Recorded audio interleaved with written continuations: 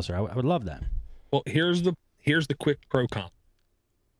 Roku box. Con, no browser, not a computer, cannot do anything custom on it. Slow as you know what. It is. 10 seconds, or not, it's like 3 or 4 seconds per menu button. I mean, forget it. It drives me nuts. And the interfaces are not always even close to being optimized, because a lot of times I go to do a Netflix search and I can only see the first like 8 characters of the name. And I can't see the whole title of the movie even. So if it's a series like National Geographic : something, I only see 2 letters after the colon for each one. Gotcha. Okay. Big pro with the Roku, you got Netflix.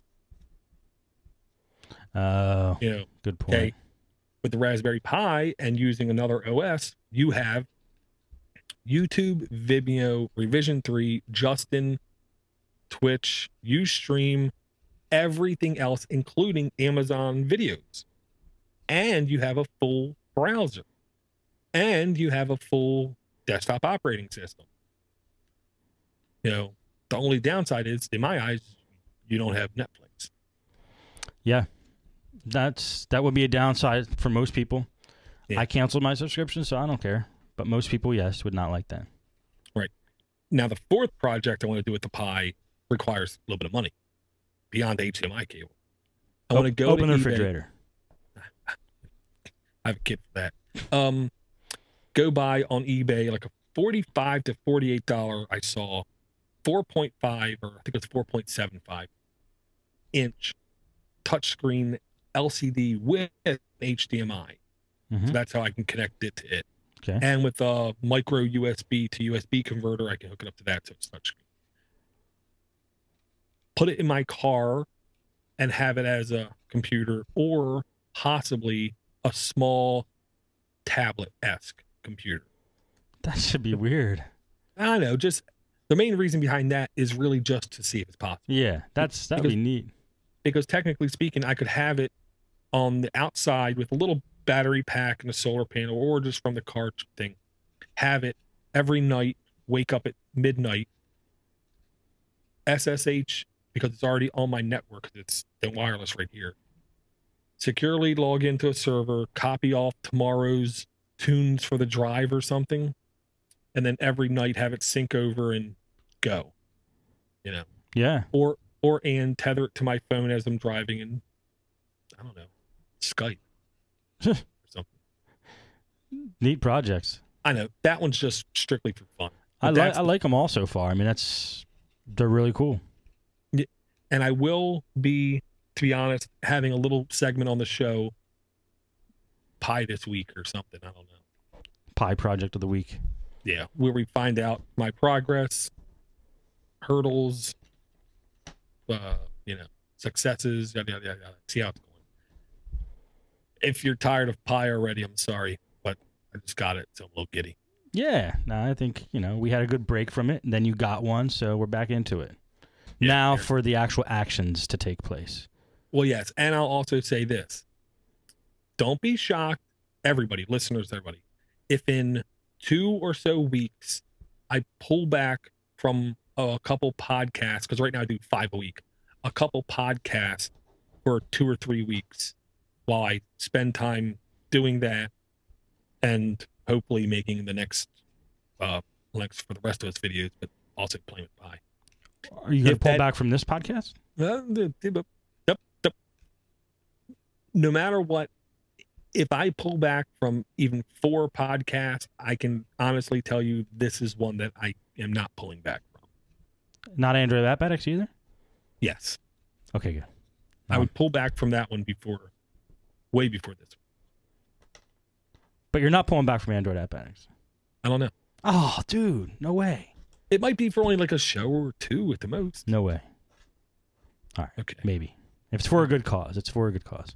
Well, if you keep having dirty thumbs on. No. Which I gotta say is one of the best names ever. It is. I keep calling them Dirty Fingers. I know, just so wrong. Okay. Now, the whole thing I just said, really, people should have gotten out of that. This is not a consumer grade device. This is a development. device. You're supposed to try to see what you can do with it. Okay. And you are the man to do that. Well, and with that said, I'm joining the Slitaz forums, SLITAZ forums, and try to encourage them to make a version of it for the Raspberry Pi. Because to me, that's like peanut butter and chocolate, or bacon and chocolate, or bacon and beef, or bacon and ham, or bacon and cheese. It's like a match made in heaven. The Slitaz is insanely light and powerful. I think it would be great for Pi. Oh man, I hope they're into it. Yeah, same here. Because they send me a file. I don't care. I'll try to put it on and see what happens. Sure. Now on development, most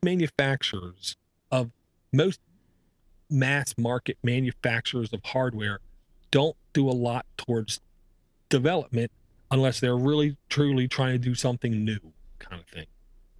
And yes, Mateo, bacon and eggs. How could I forget? Bacon and anything is what should be said. True. Okay. Dell announcing a Linux laptop designed for developers. Okay. Quick. This might curb, slow down, nudge, block the light for, maybe, I don't know, something. To me, the almost insane amount of Linux developers going around with MacBooks. That's what I keep hearing. At Linux Fest Northwest and at Indiana Linux Fest, more than a couple people said they saw more than a couple Mac laptops at this fest. So maybe this might have something good to offer them. Not going to say comparable because I don't know, but hopefully come competitive. It's called Project Sputnik. Yes. Looks like they're going to put it on Ultrabooks. I'm not going to say that's the best name. Let me start up with that. Sputnik. Wasn't that the German satellite? I think so. Yeah. And they like burn it and fall to the ground in the middle of the ocean. I'm not sure what happened to it. I know, but I digress.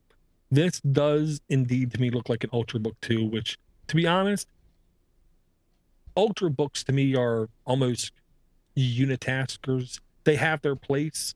I don't know if this is a place or not. I'm not a developer. They're just as powerful as normal laptops now. Well, I'll take your word on it. Yeah, in fact, I think all the new MacBook Pros are probably going to be Airs. They're all going to be Ultrabooks. We'll see. There's a lot of money. I guess. I don't know. My whole thing is hopefully they're fairly priced. That alone, I think, can help. Okay, hope you're right. But if it's in a 13-inch XPS like it says, I think they're like $1,000. I know. I just saw that too. Okay. Yeah, I think that even on sale they're like $900. It'll be interesting. It's a good start. At least the article says they're at least dipping their toe back in the water.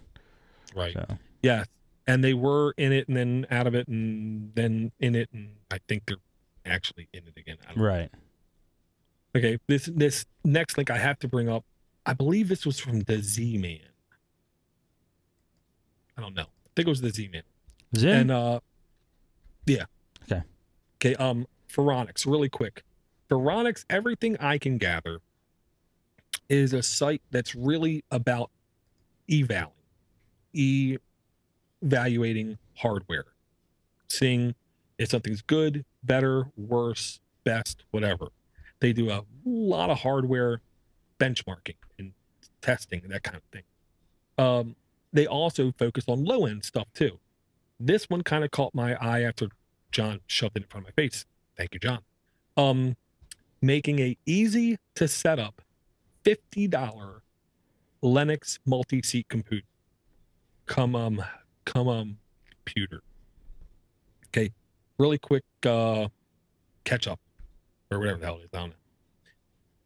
A Linux multi-seat computer is essentially one processor, one motherboard, one hard drive that connects to multiple monitors, keyboards, and mice. Each person, each interface, each monitor can run its own instance of an operating system. All three people or whatever more can be doing totally independent things at the same time, not any of them really knowing the other person is even on the computer. I like multi-seat. Yeah, it's awesome. It looks like they're using devices called pluggables. Right now, it looks like it might be in a Kickstarter stage where if you pledge money, you will get extra things out of them. Like if you pledge $275 or more, you will get 5 of these USB devices. The pluggable just looks like a USB. It looks just like a USB external monitor adapter. Well, if you go to the next page, you go all the way down and go to page 2, you'll see the back of the black one. And what you'll see is it's basically a thin client. Because what you have on there is headphone, mic, 2 USB, I believe they're both USB, a VGA, and then it looks like one of these square USBs, which is the opposite end. Like a printer-esque socket. So I think this could be cool. This could blossom into a thing that maybe, schools or small businesses can even take advantage of. Neat. Oh, I wonder how much these little boxes are. They're pretty kick butt if they're cheap enough. I did a list before on the show. The cheapest good ones were around $80. That ain't bad for a thin client. Right, so it's like $80 for a computer. These guys look like their goal is to get them down to about 50. Right. That'd be excellent. Yeah. Now if we go to Kickstarter, it's called Pluggable Thin Client, the $50 computer. Wow. Excellent idea. Sorry. I'm gonna donate $1,000. Oh. No, I'm not. Okay. I have to say I'll talk to you later. I got $1,000. And I will apologize to people in the live in twitch.tv/podnuts at Tuesday at 9 o'clock. Sometimes I'm a little slow with the notes. Okay. It looks like they only have right now $3,900 with a goal of $125,000, but they do have 42 days to go. Good. I mean, I hope they make it. I'm sorry for saying, if anybody from there is listening, I'm sorry I said I would pledge 1,000 because I don't have that to pledge. I'm sorry. I shouldn't have said that. Could be did worse, I guess. Okay. Now you can, if you just pledge $60 or more, you will receive one of the pluggable USB multi-seat thin clients. So right now, $60. Think of it as an investment. Yeah. And you'll get one when it comes up. It's like on layaway. Yes. Only it's not Walmart or Kmart where you'll lose your money if you don't pay it off. This one, you don't owe anything unless it's successful. That's really cool. Okay, now this one, Steve, I'm gonna lie, man, this to me was the happy story of the week. But here's the thing. Nowhere in this article does it reference Linux anywhere. But there's no doubt in my mind this is running Linux, okay? Mm-hmm. And honestly, another one of those things, I can't remember what podcast I heard about this, and I really feel bad. It might have been Mintcast over at mintcast.org. Okay. Could be wrong. Okay. What is it? Okay, what it is, it's a office down in, I want to say Argentina. I think it was Argentina. Okay, wherever it's at, doesn't matter. What it is, it's an office building where there's a set of employees that have set projects to do. Okay. In this same office, they have a refrigerator. Okay. This refrigerator is directly connected to the amount of progress that they do. And it's filled with beer. And it's stocked with beer. The closer the people get to finishing the projects, they see the fridge like preparing to open up. And if they finish all their week's allotted projects in a week, the fridge opens up. If they finish it all by Wednesday, the fridge opens up on Wednesday. And as soon as the fridge opens up, work stops and it's time to drink.